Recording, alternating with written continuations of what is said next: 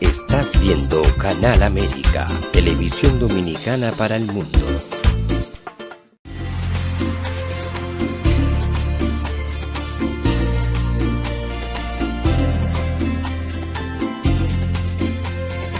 A Time for Truth show is sponsored by the Office of Dr. Bernard Fialkoff, a periodontal, dental implant and laser specialist in New York City, for over 40 years. Dr. Fialkoff was honored by the International College of Dentists and Pierre Fauchard, and received the Presidential Lifetime Humanitarian Honor from the White House. Call us at 718-229-3838. Sometimes life can be so damn hard, you don't know where to go. Everything keeps falling apart, yeah. You try to do your best, but only God knows that you've given everything you've got, but the world takes you down. You just keep moving on. Let your fears. Welcome to A Time for Truth show. I'm your host, Dr. Bernard Fialkoff, and it's a pleasure to partake with you again with our next episode of the UN, May 16th. 2025. It's a very special day. It was actually the International Day of Living Together in Peace. That's a tremendous goal, and it's a beautiful goal. It's something that we need in our planet for all people. There's no one who wants to lose their son, their daughter, to conflict, to a stray bullet, to being harassed in the streets, the religious intolerance that we're feeling globally, the conflicts, the wars, the climate destruction, not really climate change as much as destruction by our chemicals, by warfare, by pollution, indiscriminate waste dumping. So many different factors that we need to really control. And so at this UN meeting, we discussed all these different needs, all these different circumstances, conditions that we're suffering from on our planet. And we did this with global leaders from all over, of all different races, creeds, religions. And it's our pleasure on this show to give you the next episode of United Nations Time for Truth Conference, celebrating the Day of Living Together in Peace. Enjoy this segment as you get more information on what we're going to be doing on this day when the world started to go up into the heavens. Here we go. So now we're going to introduce a man who's very lucky. He has his daughter here, who came in to hear him, and she has to go very soon. But this is a very important man. He came all the way from the Philippines. He's a friend of Manny Pacquiao. His name is Datu, Dr. Jorge Perez de Tagle, a distinguished educator and business leader who serves as vice president for the national outreach of the Federation of the Philippine American Chamber of Commerce. His work bridges economic innovation, community healing, with a focus on family empowerment. Datu de Tagle, please.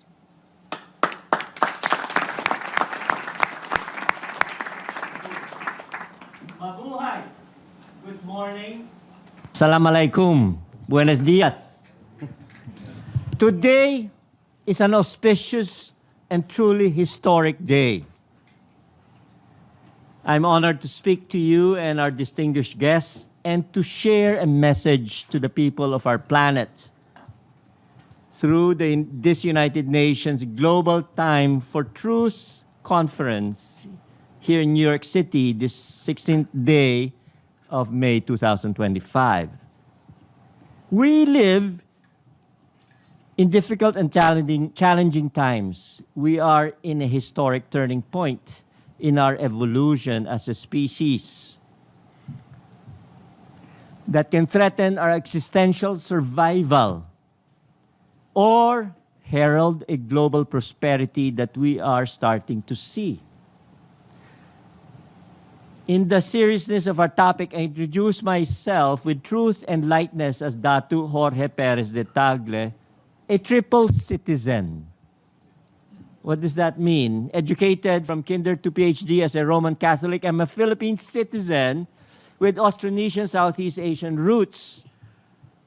This connects to the 12th century Khmer Empire, which had the largest urban center of 1 million people and most modern pre-industrial city in the world. If you believe that destiny starts with identity, this recent historic revelation challenges our Eurocentric global foundations into a sea-centric Southeast Asian global viewpoint. Number 2, I'm an American citizen. And number 3, I recently was honored as a senior citizen.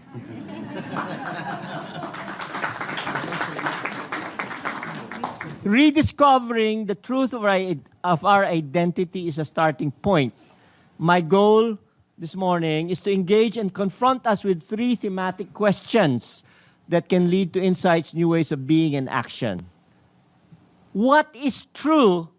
What is real? 300 years ago, the world saw that it had absolute knowledge of what is true. Proponents, I quote, of fake news were actually burned at the stake. However, 90% of what they believed to be true has now been proven to be false. Today, I explore these 3 thematic questions, and then I will close with an advocacy. First, are we Prometheus unbound? Are we now in a species evolution that is as significant as our human origins from 200,000 years ago? Our Homo sapien brain is 4 to 5 times larger compared to that of a chimpanzee, and 50,000 years ago, this evolved into the dawn of human creativity and civilization. Today, we have an AI and human brain synergy which is evolving into limitless calculation speeds and memory capacity. As we reimagine education, human rights, social structures, and production systems, I quote a museum description of human origins that is relevant to frame our second evolutionary leap as a species. The real evolution was not as much as a technological one as was a change in the creative ability reflected in art and the conception of a magic, mythic, and religious universe. What does it look like for us? Second, with new leaps of quantum computing, artificial intelligence, robotics, and production, is universal prosperity achievable? What is the new lifestyle in secure and sustainable communities, reimagining economics, finance, and banking, understanding and resolving global wars, poverty, injustice, and substance abuse? And the third thematic is, we have amazing discoveries of the Webb Space Telescope and the Nobel Prize in Physics just 2 years ago on quantum entangled states that are creating new technologies on communications, quantum computing, and possible teleportation, and many others. These are redefining our long-held assumptions on space and time, as well as validating faith-based assumptions that have long been held as true in many religious beliefs and spiritual practices. So how do we now understand our personal beingness that goes beyond space and time? What is our human purpose, faith, and understanding of religious tolerance? Universality, synergy, and community in being literally a drop in the ocean. What will art, creativity, and human spirituality be looking like? Lastly, and I end with this advocacy of optimism, we support and advocate the continuing global work of drug-free world, the way to happiness, common sense values as the foundations of truth. The future is guided and created by our personal truth and the future that we see and envision. I enjoin our working together with a united declaration of peace, grounded on a common sense way to happiness moral code. This is what anchors our second species evolution, the deepening spirituality and new technologies, new civilizational reality and truths. Thank you, Mr. Chairman.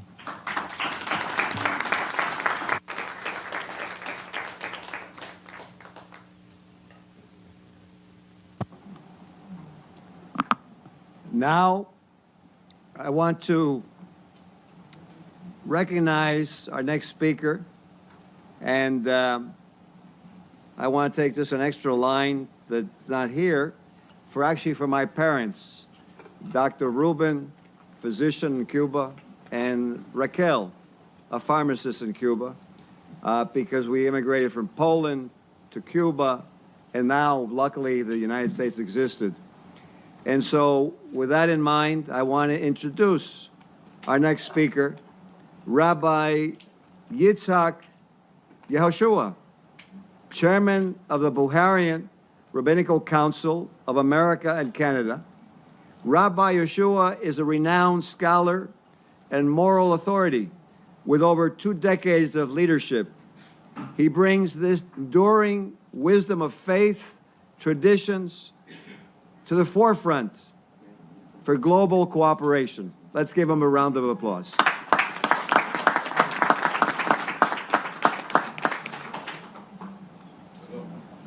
It's working? Yes. I would like to thank the chairman for the invitation and all of you that we are together to discuss about peace.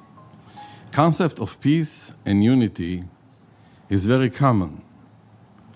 But we have to know, I believe that it's not a concept, it's a process, a very long and painful process. And it's not a coincidence, I believe, that we live in the United Nations, that 8 years ago was established to create peace, and we put so many people from so many places in the world and try to make them in peace, and it's a miracle by itself, but it goes about the direction. But the question is practicality. How should I enhance peace? And I would like to start with a short story. In our belief in Judaism, there is a messenger of goodwill. The name of the angel is Eliyahu, Elijah the prophet. And we pray to see him and get blessing from him.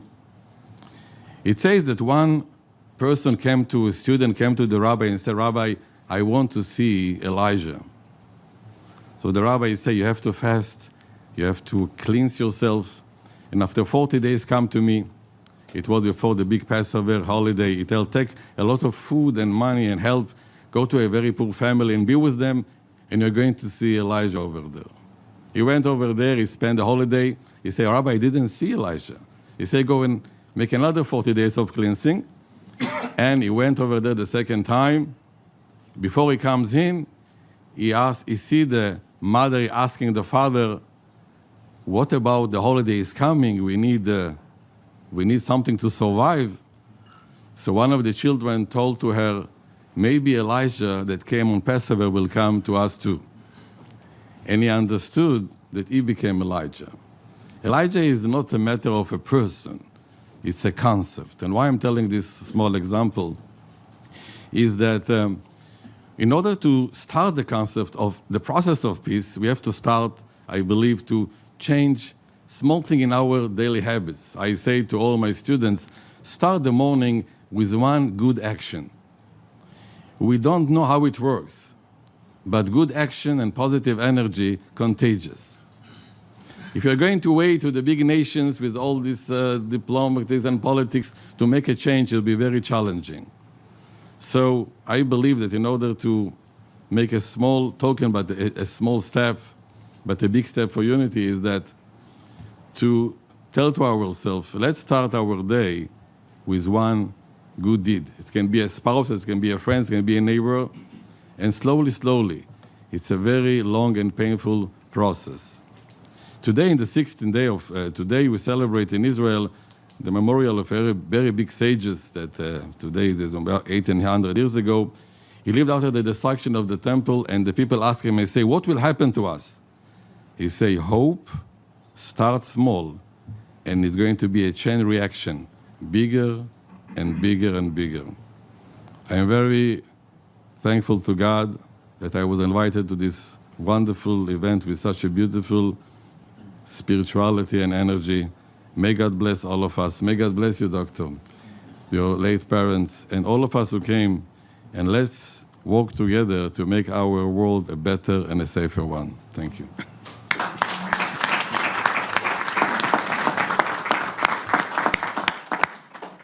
Now, it's my pleasure, and I have this to read here, but to introduce someone who's a great friend of mine.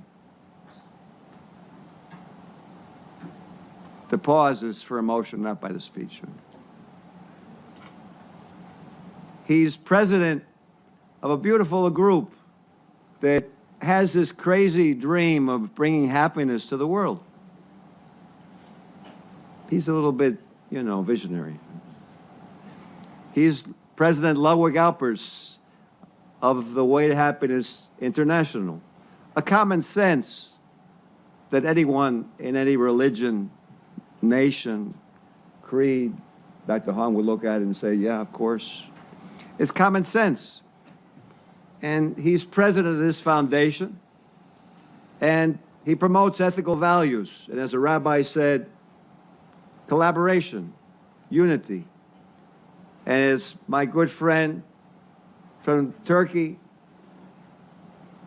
justice, integrity. So, Mr. Alpers, the floor is yours. Let's give him a round of applause.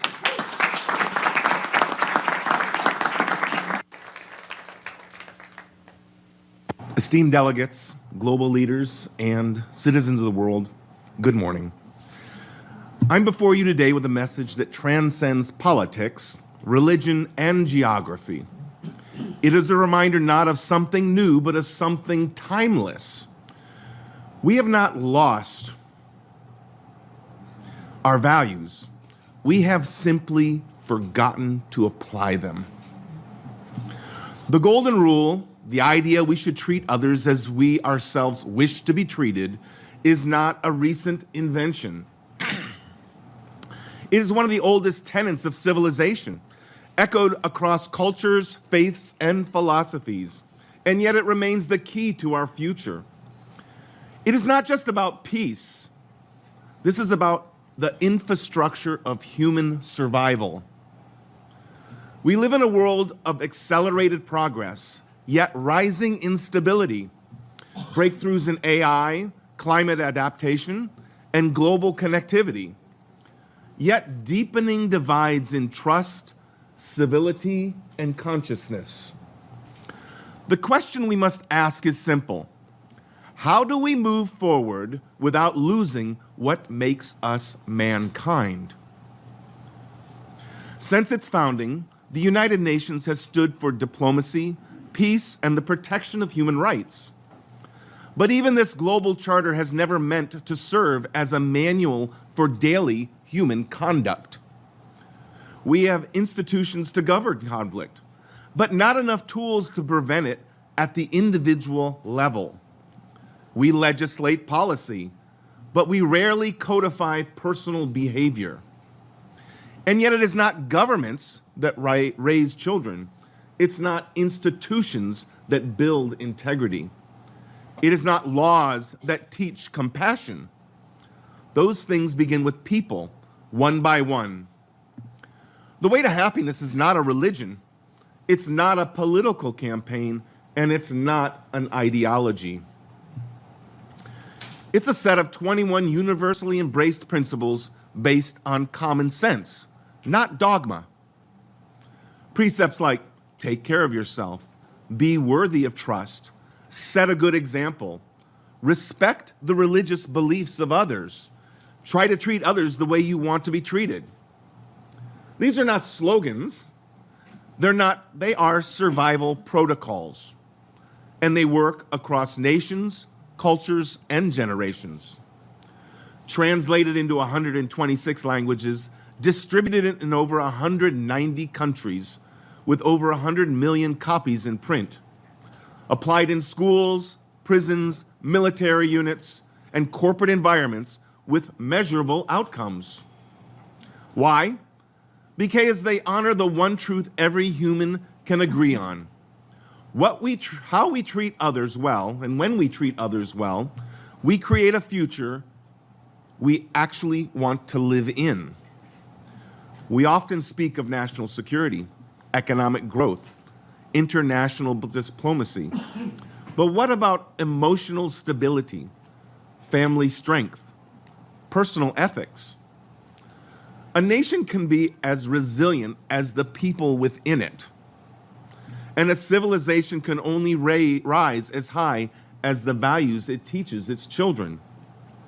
That is why Precept 4, love and help children, and Precept 5, honor and help your parents, are not just moral ideas. They are enduring commitments to human dignity and well-being. Because strong families build strong communities, and strong communities build peaceful nations. The future will not be shaped by how many declarations we sign. It will be shaped by how many people we inspire to live by principle. When we teach trust, we reduce corruption. When we teach responsibility, we reduce chaos. When we teach truth, we restore sanity. This is the invisible infrastructure of peace. And the good news, it only costs the price of a book. It threatens no government, and it alleviates every human being, it elevates every human being it touches. You don't need to change your beliefs. You don't need to abandon your culture. You don't even need to agree with everything I've said. But if you believe that every human being deserves the tools to flourish, then I invite you to help us share the way to happiness with your community, your schools, your teams, and your nation. Because true peace does not come from force. It comes from shared understanding. We are not helpless. We are not divided beyond repair. We are simply ready for a better way forward. Let this be the year that value becomes a global export.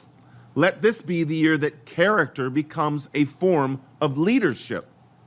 Let this be the year we move beyond policy and into principle. The way to happiness is not the only solution, but it is a proven one, and it starts with us. As an example, the single most potent and actionable precept to challenge, motivate, and inspire us today, both inside these chambers and in the streets of our nation, is Precept 20 from the Way to Happiness book. Try to treat others as you want them to treat you. Why this one? It's universal. rooted in thousands of years of cultural, religious, and philosophical agreement. It demands self-reflection. We must examine how our policies and rhetoric would feel if reversed. It bypasses bureaucracy. It can be applied by the head of a state or a street vendor instantly. It humanizes diplomacy.